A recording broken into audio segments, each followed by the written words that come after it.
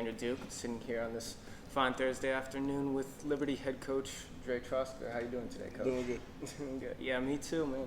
I was able to see a great practice yesterday. A lot of energy, a lot of communication. Other than that energy and communication, what are you looking for out of your defense and your offense this week against Archbishop Hanna? Yeah, I think we just need to play smart. We can't make mistakes. We can't have penalties. We got to play penalty-free football. We need to control the game, control the tempo, kind of keep it in our style of football that we like to play offensively. We're going to be pretty up-tempo. And then defensively, just trying to get 3 and outs, trying to get the ball back to our offense. And, we're a very explosive offense. We scored right at like 42.6 points per game on the season. So anytime our offense has the ball in their hands, they're able to do good things with it. So I think that's just pretty much what we got to stay focused in on, is making sure defense gets off the field, keep our offense and our playmakers on the field, and just not having penalties in timely situations. That way we stay ahead of the chains and things like that. Mm-hmm. Definitely. I mean, Caleb Jackson, he seems like he's a big part of your offense. He's just great running back. He's got speed, he's got power, he's got all of it. But other than him, who are you looking for to step up this week, now that it's the playoffs, now that it's your first playoff game? Right. Who are you looking for? Yeah, our quarterback, obviously, Kylan Gross, he needs to, do what he's been doing all season. He doesn't need to change anything that he's been doing. He got 23 touchdown passes to 1 interception on the year. He's keeping the ball, in our possession, and he's making the right reads, making good throws, getting the ball to playmakers. We got 2 guys on the outside, Brandon Davis and Cody Rucker, both really good wide receivers for us at the X and the Z, and our slot receivers, Samaje Hatton and Richard McNeely, both of those dudes do a really good job as well. So, we got playmakers all over the field other than Caleb. Caleb's obviously the star of the show, and he gets all the credit and the accolades and things like that and a lot of the attention.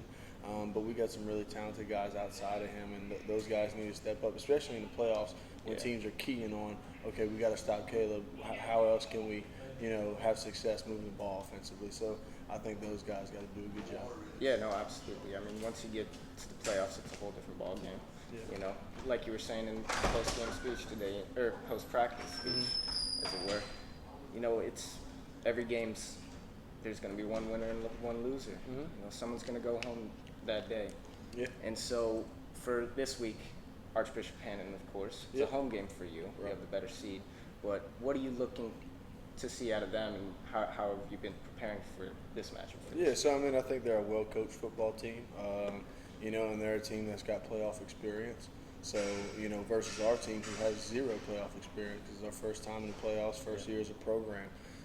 So I think just not letting the atmosphere and not letting the moment be too big, I think it's a really helpful thing that we're at home, because we'll be comfortable there. We're not going on the road to a hostile environment or anything like that. So that'll kind of provide some comfort and take a little bit of the pressure off that's added with the playoff atmosphere. I'm thinking that they're going to come out and have a great game plan. So we just need to be ready for it from the get-go. We can't start slow. Like I told the kids right after practice, we can't let them stay around in the game and then you find yourselves in a 4-quarter dogfight. Like, that's not what we want to be in. We want to control the tempo, control the flow of the game, and I think that'll help us have the most success. Yeah, absolutely. You talk about pressure. You got one of your star contributors for your defense, Larry Singleton. He's not playing this week. Who are you expecting to step up in his absence, and what do you expect from your defense for this matchup? Yeah, we got a bunch of DBs that rotate in and get a lot of playing time. So I think secondary-wise, we're going to be fine. We got a bunch of guys who can do a good job on the back end. We got Javontes Kolar. He's our starting corner, opposite of Bryson Morgan, another corner for us. Offensive guy that we moved over to defense the last couple of weeks, DJ Welch. He's a freshman, really good player. Darren Bailey, Amari Bradley, Richard McNeely, Keelan Reason. So, we got about 7 or 8 DBs that we rotate in those 5 spots that can pretty much play all of the positions. And I think that makes our defense pretty versatile in the secondary, which when anybody goes down, a couple weeks ago, Tez went down, and we just got a bunch of guys that can rotate in and out and do a good job of just stepping up in the spots. Absolutely. When you have that kind of defensive versatility, that's something that's always good for a football team. If they're interchangeable between safety and cornerback, linebacker, all that kind of stuff, it's always good for your defense. Yeah, definitely. Yeah, but other than that, this game's Friday night against Archbishop Hanna. It's a home game here at Liberty, And so for all your Liberty High School football news, make sure and check out the Gridiron Football app.